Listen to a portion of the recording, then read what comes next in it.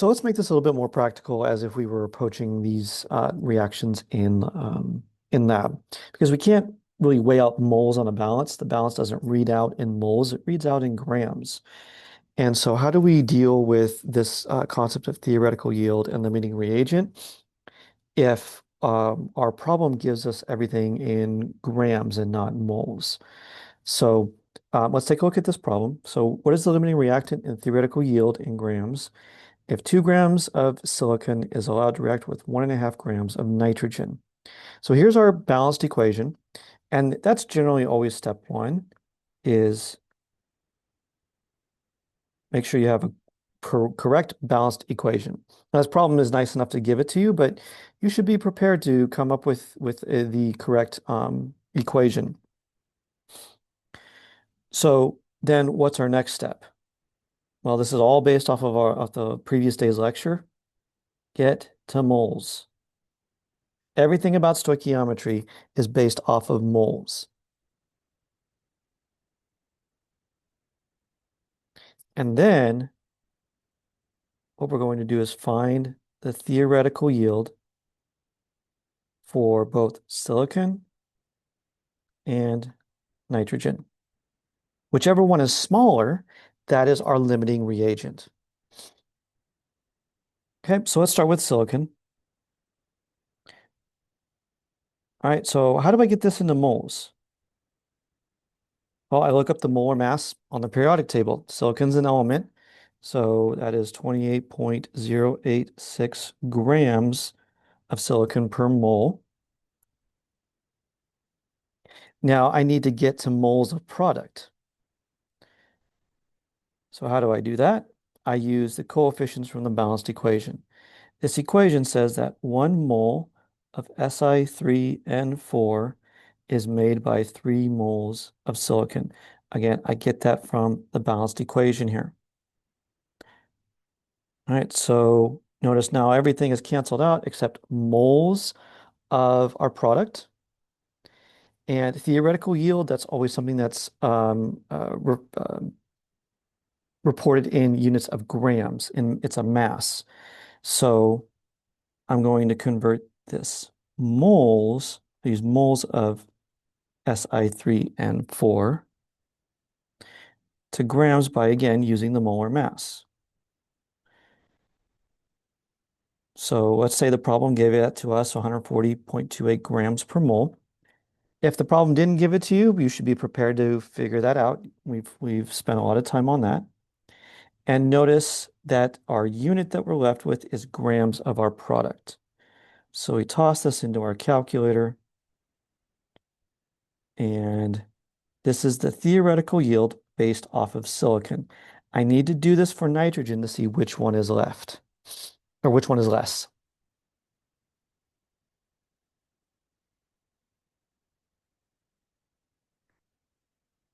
So we have 1.5 grams of nitrogen. Remember, nitrogen is one of those diatomic elements. So its molar mass is 28.014 grams. Again, you get that right off the periodic table.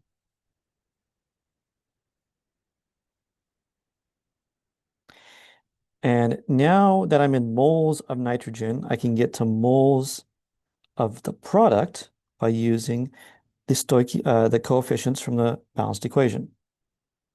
So this equation says 2 moles of nitrogen makes 1 mole of the product. And then finally, I'm going to do the same thing again and figure out how much mass this is. What's the theoretical yield of our product? So 1 mole of Si3N4 has a molar mass of 140.28 grams. And that comes out to 3.76 grams.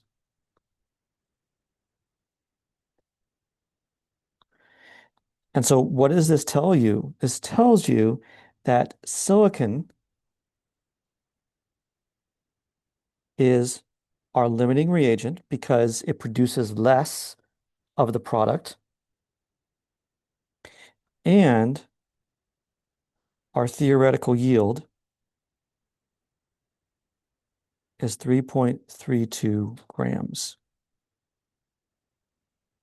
And there's our answer to the problem.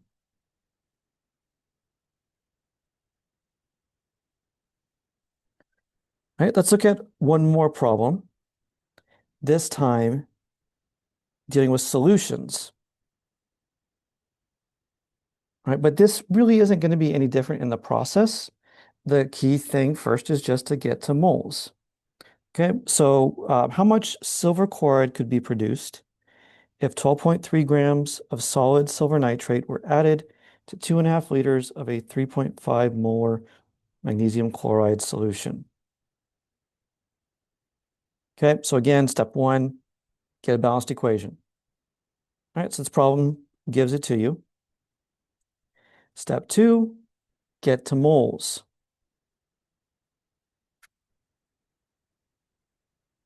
All right, and then we can figure out what the theoretical yield is for both of our reactants. So let's start with the silver nitrate first. So how do I get to moles? Well, I'm going to use the molar mass of silver nitrate. So 1 mole of silver nitrate has a mass of 169.87 grams. Again, I get that by looking at the molar mass off the periodic table for each of the atoms. Now I'm going to get to moles of product. Our product is silver chloride. So the balanced equation says 2 moles of silver nitrate makes 2 moles of silver chloride. And then finally, because theoretical yield is reported in units of mass or grams, I'm going to convert this to grams. 1 mole of silver chloride has a molar mass of 143.32 grams.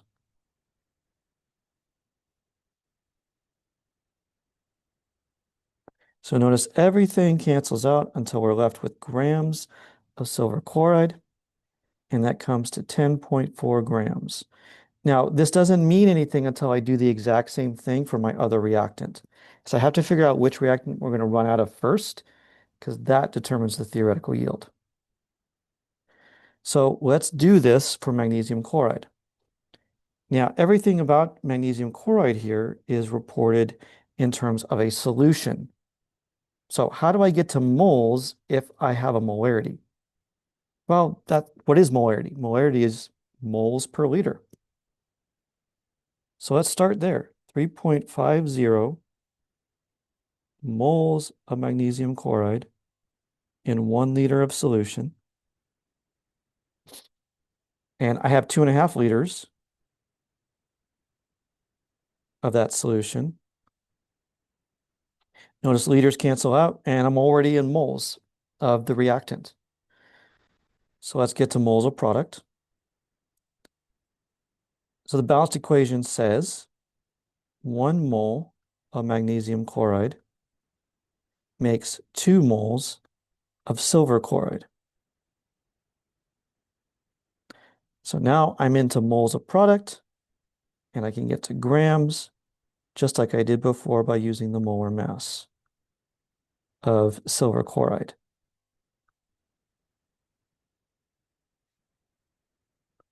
Again, you can always tell if you've set up your problem correctly because the units should cancel out and you're left with the unit you want to go to. Now you throw this in the calculator and this comes out to a really large number. Once you round to the proper sig figs, it's like 2,510 grams of silver chloride. So which one are we going to obviously run out of first? We're going to run out of silver nitrate first because that only produces 10.4 grams of silver chloride. So to answer the question,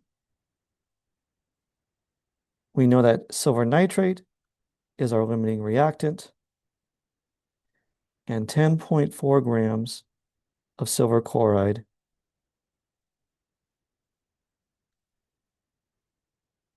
is how much we could theoretically make. Now, in the final lecture for the this set is we're going to talk about kind of like real life. When we do, on paper, everything works out 100% well, but in real life in the lab, we find that that is really not the reality. So we'll talk about that next.